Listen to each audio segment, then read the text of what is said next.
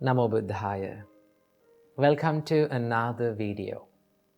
In today's video, let's talk about relationships. And I'm going to be sharing with you 6 principles taught by the Buddha on having a healthy and happy relationship. Well, maintaining a healthy relationship, maintaining a happy relationship or long-lasting relationship is a bit challenging. Why? Because we have different personalities. We are different from one to another, right? But we lose this ability to understand about this situation, this reality. What is the reality? The difference between each other. Sometimes we ask from the people, or we ask from our partners, why can't you think like me? Why can't you be like me? Why can't you act like me or behave like me? This is where we make many problems in relationships. But if we can realize the difference between one another, or if we can realize this reality, what is that? We are different from each other. Then we can get the power of understanding. There's one important quality that we must practice in any kind of relationship, and that is the understanding. Right? Understand other situations. Understand why they are acting like that, why they are behaving like that. So, our great teacher Supreme Buddha taught there are 6 principles to practice. These are the practices, actually. If you practice these 6 principles in any kind of relationship, your relationship will be much more happy and healthy. Okay, so without any further ado, let's get into these principles, and I'm going to explain one by one in turn. First of all, the Buddha said, you need to practice these principles when that person, the person or our partner or our companion or the people who we are relating to, when that person with us or in front of us, and also in the times where that person is not with us. That means both privately and publicly we have to practice and maintain these principles in our life. And also, these principles was taught by the Buddha to monks actually, because as monks, we live as a community. Now in our monastery, we have more than 25 monks. So when you analyze their personalities, they all are different. They all have different ways of lifestyles. So when we are interacting, there may be some problems. There may be some crashes. But if you practice these qualities, if we practice these qualities, there will be less problems. There will be less disagreements. So that is why Buddha taught us these principles. So this was originally preached by the Buddha to the monks actually. And also, you can apply these principles to your life also. So let's get into the first principle. Buddha said, you need to treat your spiritual companions, regarding to monks actually. Buddha said, you need to treat your companions with physical kindness, bodily kindness. What do you mean by bodily kindness? There are certain things that we can do from our body in order to show our kindness or show our compassion towards that person. It may not be big things like spending money on big things and buying big things to the person, but also there are many things that we can do. There are little things that we can do for that person to create happiness on that person's mind. And also we can give that, by doing these things, we can give that idea that we value your life. That I value your being with me. So Buddha said, do the acts of loving kindness from your body. Maybe like helping in his career, maybe like helping in his household activities. If you take an example, like in a husband and wife relationship, you can share the things that you are doing in the life. We can help each other. That is one way of showing love and kindness to that person.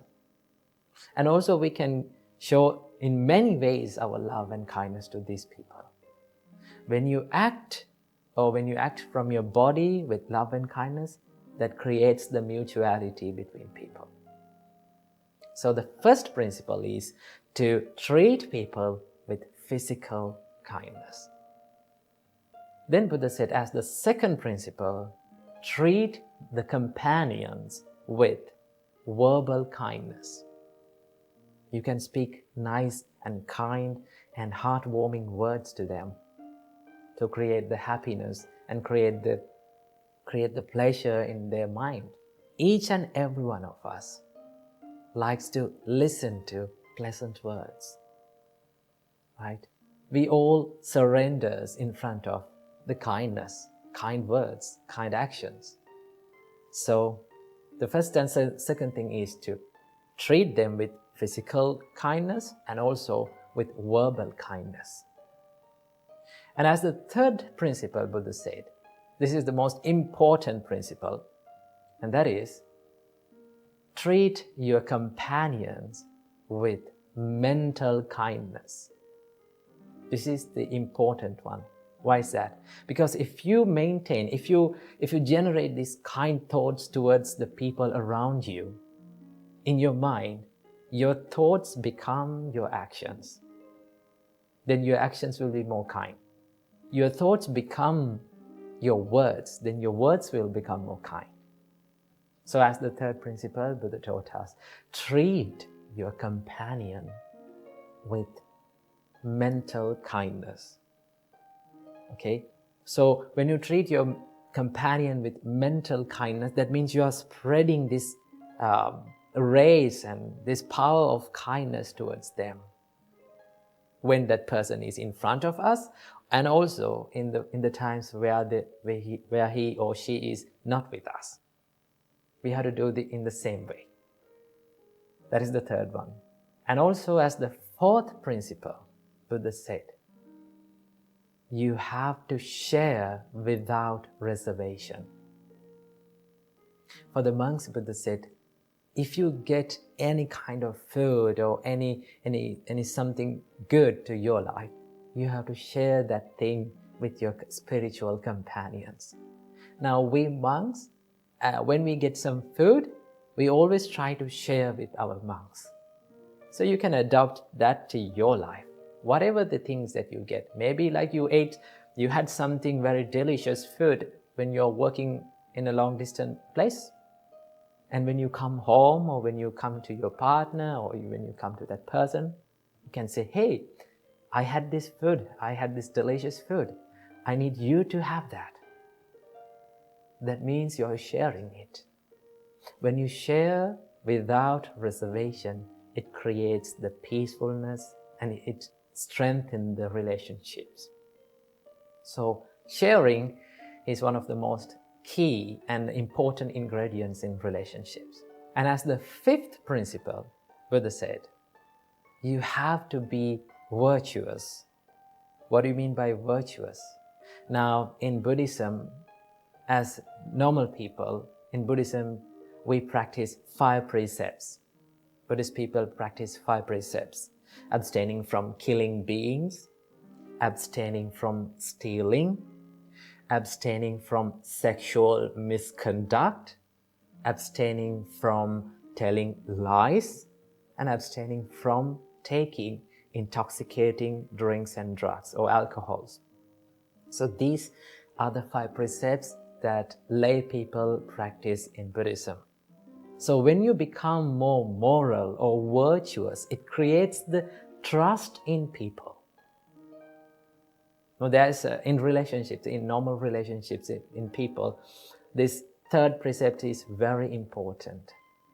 In third precept, it simply says, you are not cheating your partner. That means It creates the trust and loyalty between the partner and in the relationship. In any kind of relationship, trust is the foundation. Without trust, there is no use of a relationship.